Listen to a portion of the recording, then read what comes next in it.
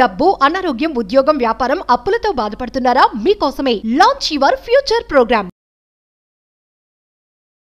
Hi hello నమస్తే, welcome back to Suman TV. ప్రస్తుతం మనతో పాటు ఉన్నారు motivational speaker, family counsellor, public speaker Rajani Rama garu. మరి ఈరోజు టాపిక్ ఏంటంటే వైఫ్ అండ్ హస్బెండ్ ఖచ్చితంగా ఇద్దరు కూడా ఇప్పటి కాలంలో ఉద్యోగాలు చేస్తూ ఉన్నారు. మరి ఇంటికి వచ్చాక కానీ తర్వాత విషయంలో పనులు చేసే విషయంలో మీ భర్త మీకు ఎంతవరకు హెల్ప్ చేస్తున్నారు? ఇది చాలా మందికి క్వశ్చన్ వస్తూ ఉంటుంది. ఎందుకంటే సమానంగానే జాబ్ చేస్తున్నాం కదా, సమానంగా పనులు ఎందుకు చేయరనే క్వశ్చన్ కూడా ఏర్పడుతుంది కదా. ఎలా హస్బెండ్తో వర్క్ చేయించుకోవాలి, మనం చేసే పనిలో వాళ్ళని కూడా ఎలా కలుపుకొని హెల్ప్ చేయించుకోవాలనే దానికి కొన్ని టిప్స్ చెప్పడానికి అయితే మేడం మనతో పాటు ఉన్నారు. మరి ఆ టిప్స్ ఏంటో వీడియోని స్టార్టింగ్ నుంచి ఎండింగ్ వరకు ఎక్కడ పాజ్ చేయకుండా మొత్తం వీడియో చూడండి. నమస్తే మ్యామ్. నమస్తే నవీన. మ్యామ్, ఈరోజు టాపిక్ చాలా మందికి ఉన్న డౌట్ ఇది. అంటే హస్బెండ్స్తో వర్క్ ఎలా చేయించుకోవాలి? మేము ఒక్కలమే చేయలేకపోతున్నాము, మాకు కూడా రెస్ట్ లేదు, మేము ఉద్యోగాలు చేస్తున్నాం. సరే, ఉద్యోగాలు చేయని వాళ్ళ గురించి మాట్లాడుకుందాం. పోనీ వాళ్ళకు కూడా రెస్ట్ లేదు. కొంతమంది ఉద్యోగాలు చేస్తున్నారు అనుకోండి, బయటకు వెళ్ళినట్టు రిలాక్స్ ఉంటుంది వాళ్ళకి. ఇంట్లో ఉన్న వాళ్ళకి అందరినీ తీసుకుంటే హస్బెండ్తో మనం చేసే పనులలో హెల్ప్ చేయించుకోవాలంటే కొన్ని టిప్స్ మాకు ఈరోజు. టిప్స్ మాట్లాడుకునే ముందు మనం కొంచెం మాట్లాడుకుందాం.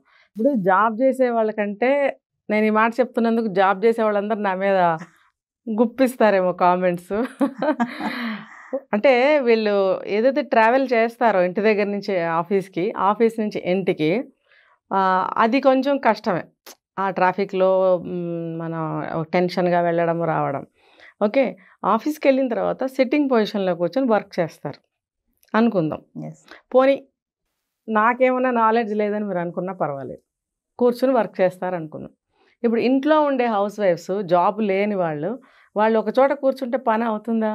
అంటే వీళ్ళు ఇక్కడి నుంచి జర్నీ చేసి వెళ్ళిన కష్టం కంటే ఇంట్లో వీళ్ళు పొద్దుట 5 గంటలకు నిద్ర లేచారు అనుకుందాం. పిల్లల్ని, హస్బెండ్ని పంపించాలి, వంట చేయాలి, టిఫిన్ చేయాలి, ఇంకా ఎక్స్ట్రా ఏవో ఉంటాయి. వాళ్ళకి ఏమన్నా ఫ్రూట్స్ పెట్టాలా, ఎగ్ బాయిల్ చేసి పెట్టాలా, పాలు కలిపివ్వాలా, ఒకటి కాఫీ ఒకటికి పాలు, అలా ఉంటుంది ఇంట్లో.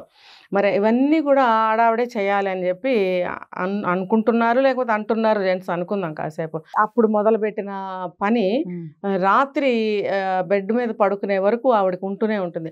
ఇంకా ఇంట్లో పెద్దవాళ్ళ పేరెంట్స్, ఇన్లాస్ ఉంటే ఇంకా అవి ఇంకా ఎక్స్ట్రా పనులు. ఇవన్నీ కూడా ఓకే, నేను కాసేపు ఇక్కడ దీన్ని ఆపుతాను, మళ్ళీ ముందుకు వస్తాను.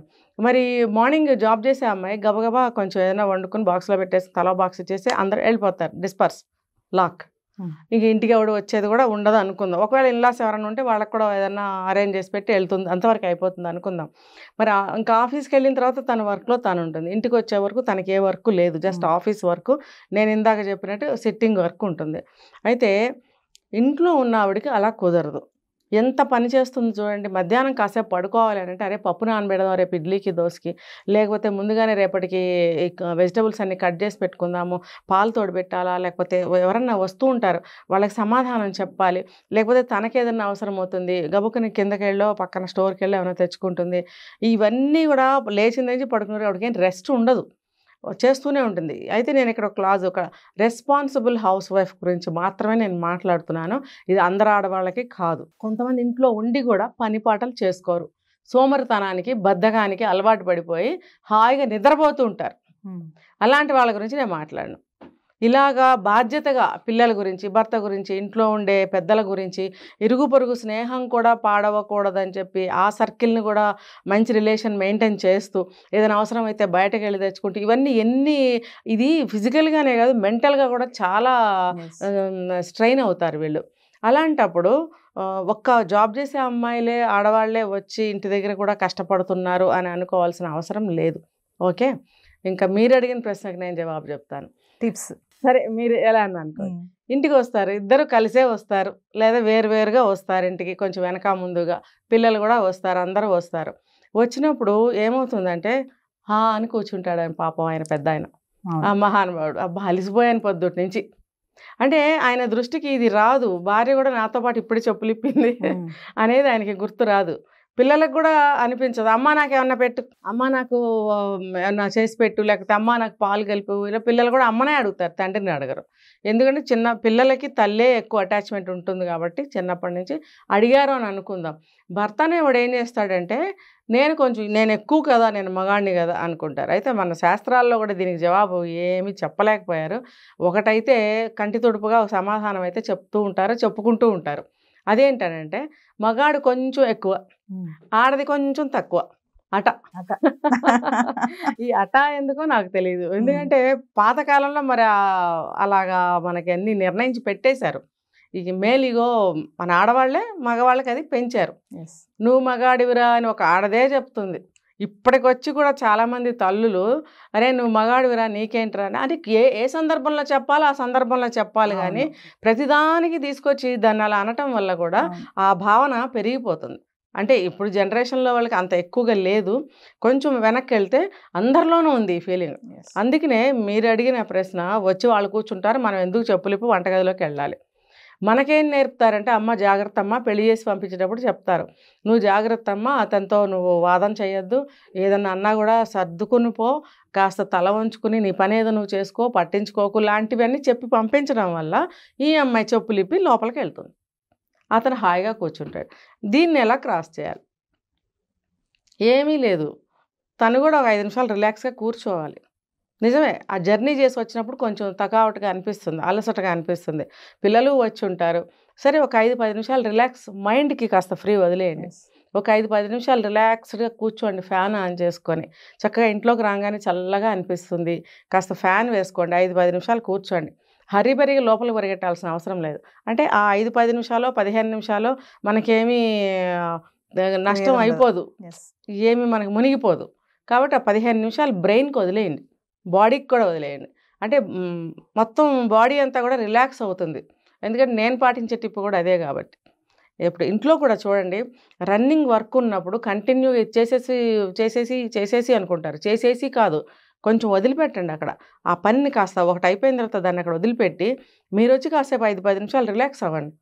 కొంచెం వాటర్ తాగటమో, కొంచెం ఫ్యాన్ గాలి తీసుకోవడమో, కొంచెం బాల్కనీలోకి వచ్చి కొంచెం రోడ్డు మీద కాస్త అటు ఇటు చూస్తే మైండ్ ఫ్రెష్ అవుతుంది. చాలామంది ఏంటంటే మగవాళ్ళు హస్బెండ్స్ ఏమంటారంటే నువ్వు చెప్పు, ఇది చెయ్యి, ఇది చెప్తే నేను చేస్తా, ఇది చెయ్యి అని చెప్తే నేను చేస్తా అని. అలాంటి వాళ్ళు కొంతమంది ఉన్నారు.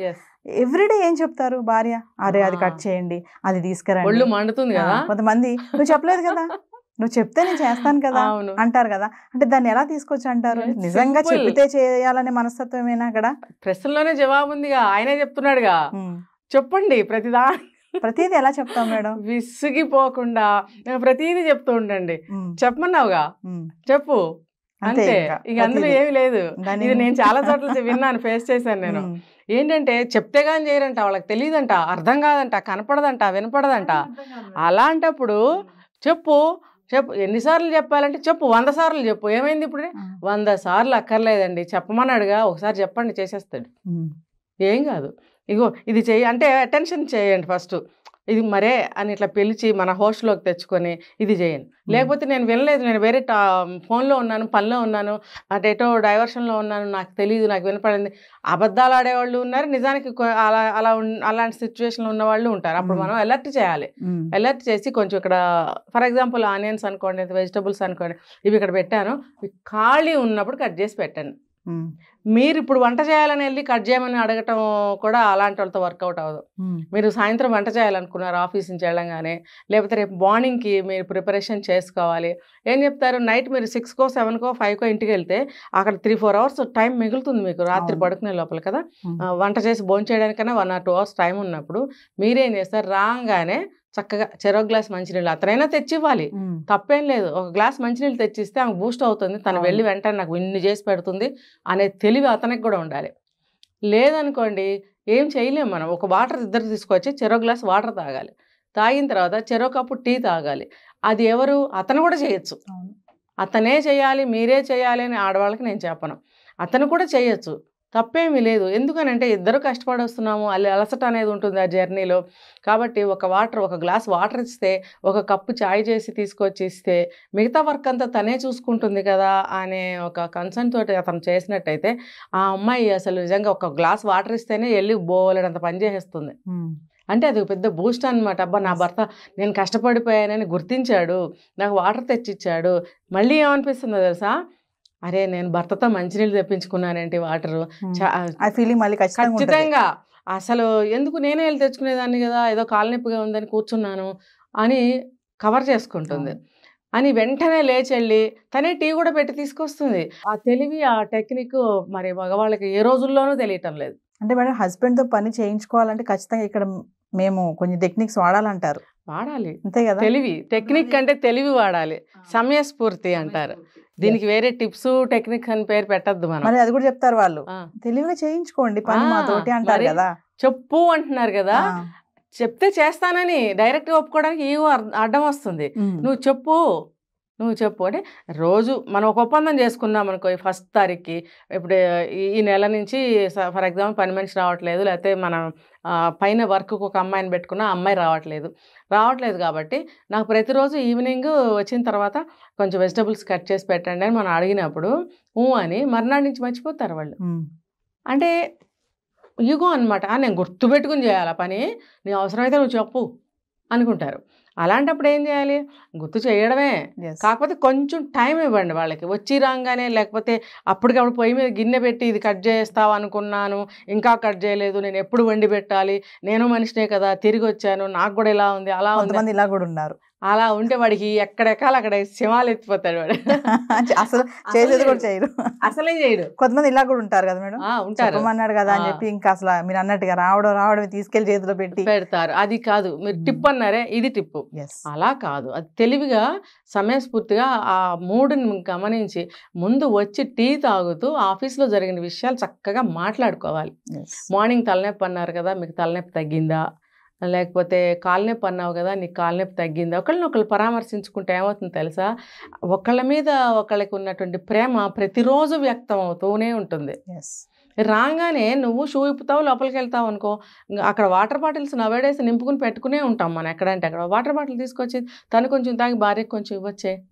ఇచ్చినప్పుడు ఒక 5 నిమిషాలు రిలాక్స్ అయ్యి లేచి టీ తాగుతూ మనం మాట్లాడుకోవచ్చు. ఏదైనా ఈరోజు ఏం జరిగింది, హెల్త్ ఎలా ఉంది, ఇప్పుడు మొన్న హాస్పిటల్కి వెళ్ళాం, మెడిసిన్స్ ఇచ్చారు, నువ్వు ఆఫీస్కి తీసుకెళ్ళి వాడుతున్నావా, ఒకరికొకళ్ళు ఎవరికి ఆ ప్రాబ్లం ఉంటే వాళ్ళని అడగచ్చు.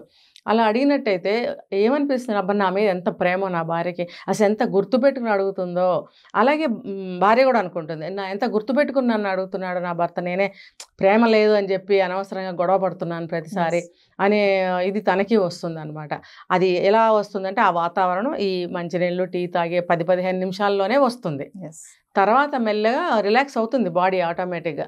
మెల్లగా లేచి లోపలికి వెళ్తాము, వర్క్ స్టార్ట్ చేసుకుంటాము. మీరు ఏం వండాలనుకున్నారో పక్కన పెట్టుకొని మీకు టైం ఉన్నప్పుడు 8 o'clockకి కూర వండుదాం అనుకుంటున్నాను, మీకు ఈ లోపల ఎప్పుడు తీరితే అప్పుడు నాకు కట్ చేసి పెట్టండి అని చెప్తే, టైం ఇచ్చారుగా, టార్గెట్ చెయ్యాలి చెప్పమన్నావు కదా, చెప్తున్నాను నీకు టైం ఇచ్చాను, ఆ టైం లోపల చేయటం అనేది నీ బాధ్యత.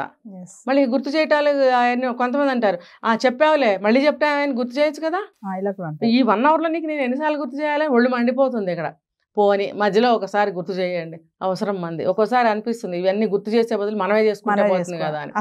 అంత ఓపిక ఓర్పు ఉంటే మనం చేసేసుకో ముద్ద అలా పడేసి మనం తింటే హాయి, దానికి మించిన హాయి ఇంకోటి లేదు. ఏంటంటే ఆడవాళ్ళకి అన్ని చేతుల విద్యలు ఉంటాయి, మగాళ్ళకి ఏమి రావు. సో ఏదైనా సమయస్ఫూర్తితో తెలివిగా టెక్నిక్ గా మీరు చెప్పినట్టుగా టిప్స్ పాటిస్తే హస్బెండ్స్ తో చిన్న చిన్న పనులు చేయించుకోవచ్చు అంటారు. వాళ్ళే చేస్తారు.